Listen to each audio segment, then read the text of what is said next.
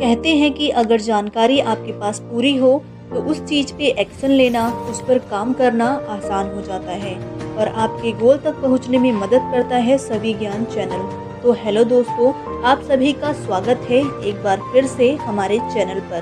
तो आज हम लेकर आए हैं नीट के बारे में पूरी जानकारी। जी हाँ, आप सभी आगे बढ़ना चाहते हो और इसके लिए अपनी पसंदीदा फील्ड को चुनते हो ताकि अपनी पसंद का करियर बना सके।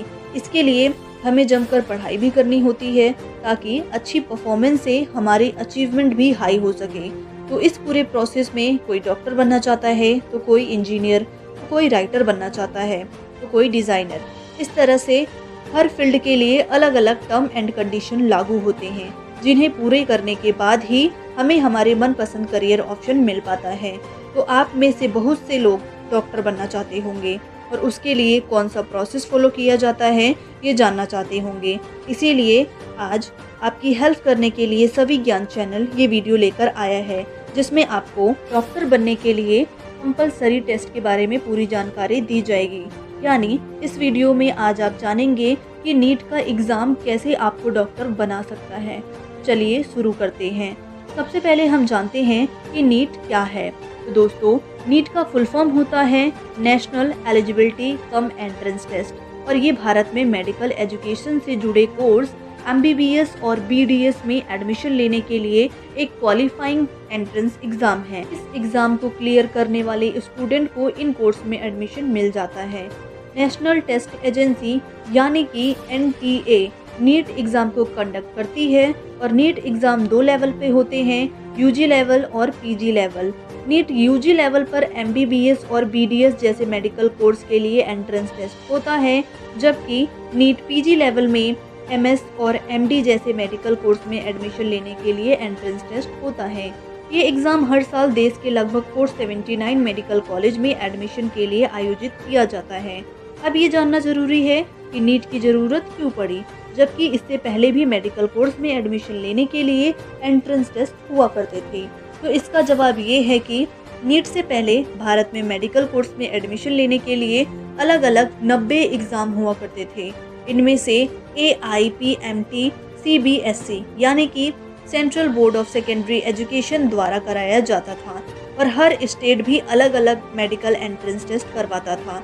तो इस सिचुएशन में हर स्टूडेंट को लगभग 7 से 8 एंट्रेंस टेस्ट देने होते थे, जिससे न केवल उन्हें बहुत प्रेशर में रहते हुए परफॉर्म करना होता था, बल्कि हर इस एग्ज़ाम के साथ एप्लीकेशन फ़ीस और एंट्रेंस टेस्ट में अपीयर होने के लिए बहुत सारा खर्चा भी हुआ करता था।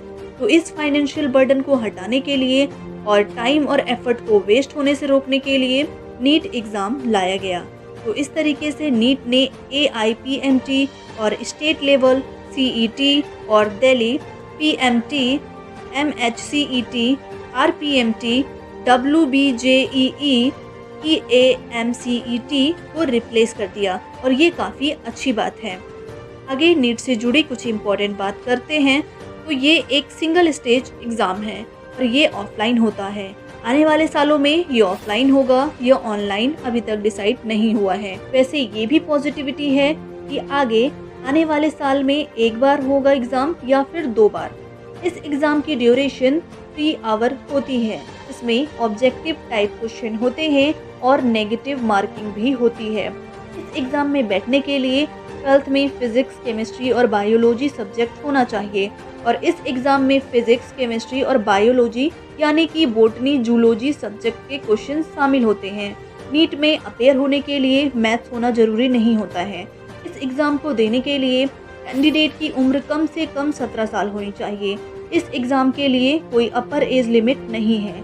इस एग्ज़ाम में अपेयर होने के लिए अनरिजर्व कैटेगरी के कैंडिडेट को क्लास 12th में फिजिक्स, केमिस्ट्री और बायोलॉजी सब्जेक्ट में मिनिमम 50% मार्क्स लाना जरूरी होता है, जबकि OBC, SC और ST कैंडिडेट्स के लिए 40% है। इस एग्ज़ाम को क्लियर करने के लिए कैंडिडेट कितने भी अटेम्प्ट ले सकता है। कैंडिडेट का इंडियन होना जरूरी है। नीट एग्ज़ाम से जुड़ी इम्पोर्टेंट इन्फॉर्मेशन लेने के बाद इसकी प्रिपरेशन से जुड़ी कुछ ज़रूरी बातें भी करना बनता है। सबसे पहले तो आप अपने करियर से जुड़े ये सबसे इम्पोर्टेंट डिसीजन अच्छे से सोच समझ के लीजिएगा कि वाकई में क्या आप अपने आप को डॉक्टर के रूप में देखना चाहते हैं, और अगर जवाब हाँ है तो पूरे तरीके से अपने आप को इस एग्ज़ाम के लिए तैयार करने में जुट जाइए, क्योंकि अपने सपनों को हकीकत बनाने का दम सिर्फ आप ही में है।